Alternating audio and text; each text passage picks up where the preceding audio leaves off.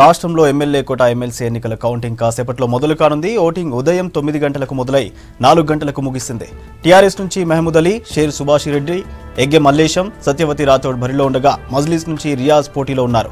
కాంగ్రెస్ నుంచి గూడూరు నారాయణ రెడ్డి బరిలో నిలిచారు. అయితే ఓటింగ్కు కాంగ్రెస్ దూరంగా ఉంది. ఓటు వేయొద్దని తమ పార్టీ ఎమ్మెల్యేలకు విప్ జారీ చేసింది కాంగ్రెస్. దీంతో 4 టీఆర్ఎస్ అభ్యర్థులు, ఒక ఎంఐఎం అభ్యర్థి ఎమ్మెల్సీలుగా గెలుపు లాంఛనమే.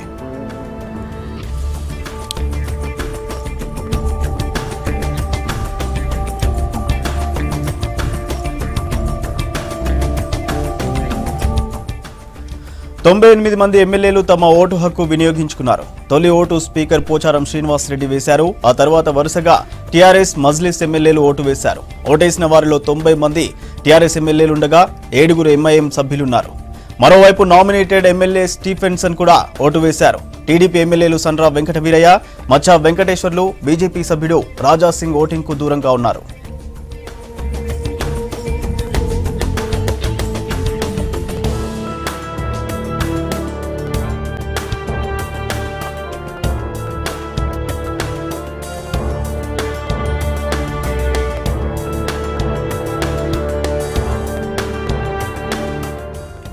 రైట్, పూర్తి వివరాలు శివారెడ్డి లైవ్ లో అందిస్తారు. Shiva, voting and counting updates ఏంటి?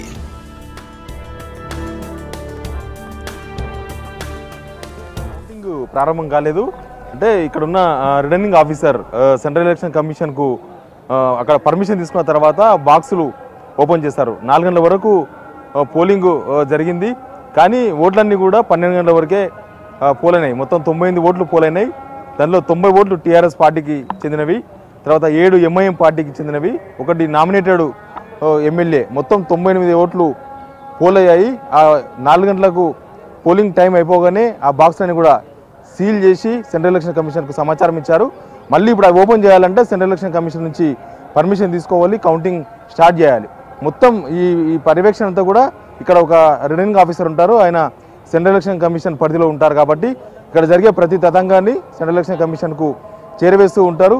తర్వాత మళ్ళీ అభ్యర్థులకు ఎన్ని ఓట్లు వచ్చాయి, తర్వాత అభ్యర్థులకు మళ్ళీ ధృవీకరణ పత్రాలు ఇవ్వడం, ఇవన్నీ కూడా సెంట్రల్ ఎలక్షన్ కమిషన్ పర్మిషన్తో ఇవ్వాల్సి ఉంటుంది. ఇప్పుడే అనుమతి కోసం సెంట్రల్ ఎలక్షన్ కమిషన్ అధికారికి ఫోన్ చేశారు. ఇంకా అక్కడి నుంచి సమాచారం రాలేదు. వాళ్ళ దగ్గర నుంచి సమాచారం రాగానే బాక్స్లు ఓపెన్ చేస్తారు, కౌంటింగ్ మొదలు పెడతారు. మొత్తం 98 ఓట్లు పోలైనాయి. ఆ 98లో కేటాయించిన విధంగానే 5 మంది అభ్యర్థులు, 4 టీఆర్ఎస్, 1 ఎంఐఎం, ఈ 5 మంది అభ్యర్థులకు వాళ్ళు కేటాయించిన అభ్యర్థులకు ఎంఐఎం ఎమ్మెల్యేలు, టీఆర్ఎస్ ఎంఐఎం ఎమ్మెల్యేలు ఓట్లు వేశారు. మొత్తం 4 టీఆర్ఎస్కి సంబంధించిన అభ్యర్థులతో 1 ఎంఐఎం అభ్యర్థి. ఎంఐఎం అభ్యర్థికి 19 ఓట్లు పోలయ్యాయి. షేర్ సుభాష్ రెడ్డి కూడా 19 ఓట్లే పోలయ్యాయి. ముందు ఓటాకును స్పీకర్ పోచారం శ్రీనివాస్ రెడ్డి వినియోగించుకుంటే చివరి ఓటును సీఎం కేసీఆర్ 11:30కు ఆయన ఓటాకును వినియోగించుకున్నారు. ఇంకా మరికొసేపట్లోనే కౌంటింగ్ కూడా ప్రారంభం కాబోతుంది.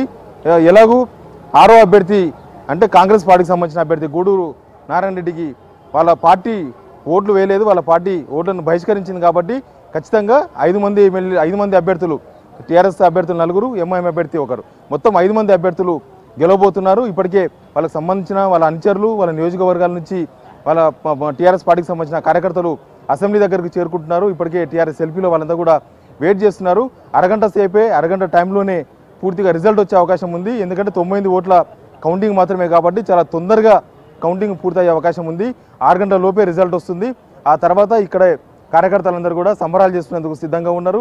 ఆ నియోజకవర్గాల నుంచి వాళ్ళ అనుచరులు చాలామంది అసెంబ్లీ దగ్గరకు చేరుకున్నారు. వాళ్ళంతా పర్మిషన్ తీసుకొని అసెంబ్లీ లోపలికి వస్తూ ఉన్నారు. తర్వాత ఇక్కడ ధృవీకరణ పత్రం తీసుకున్న తర్వాత ఈ గెలిచిన వాళ్ళ 5 మంది కూడా అమరవీరుల స్తూపం దగ్గరికి వెళ్తారు, గన్ పార్క్ అమరవీరుల స్తూపం దగ్గరికి వెళ్తారు.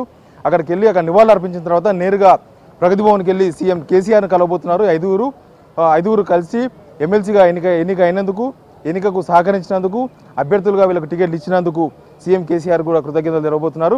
మొత్తంగా కూడా ఇదంతా కూడా ఎన్నికల ప్రాసెస్, కేంద్ర ఎన్నికల సంఘం నిబంధనలు కావచ్చు, తర్వాత ఎన్నిక నియమావళికి సంబంధించిన పద్ధతులు. కానీ ఇదంతా కూడా 5 మంది గెలుపు అనేది ఎప్పుడో ఖరారైపోయింది. కాంగ్రెస్ పార్టీ ఎన్నికలను బహిష్కరించడం కానీ, కాంగ్రెస్ పార్టీకి సంబంధించిన ఎమ్మెల్యేలే టీఆర్ఎస్ పార్టీకి మద్దతు ఇస్తూ గత 3-4 రోజులుగా 4-5 ఎమ్మెల్యేలు బయటికి రావడం కానీ, తర్వాత టీడీపీకి సంబంధించిన ఒక ఎమ్మెల్యే కూడా టీఆర్ఎస్ పార్టీకి మద్దతు తెలుపుతూ ప్రకటించడం కానీ, ఇవన్నీ పరిణామాల తర్వాత 5 అభ్యర్థుల 5 టీఆర్ఎస్ ప్లస్ ఎంఐఎం ఈ 5 అభ్యర్థుల ఎన్నిక కూడా ఆల్మోస్ట్ కన్ఫర్మ్ అయింది. కానీ ఒక ప్రాసెస్ ప్రకారం జరగాలి కాబట్టి ఆ పద్ధతి ప్రకారం ఉదయం నుంచి ఎన్నికలు జరిగాయి. తర్వాత ఇప్పుడు కౌంటింగ్ మరికోసేపట్లోనే ప్రారంభం కాబోతుంది. సూర్య.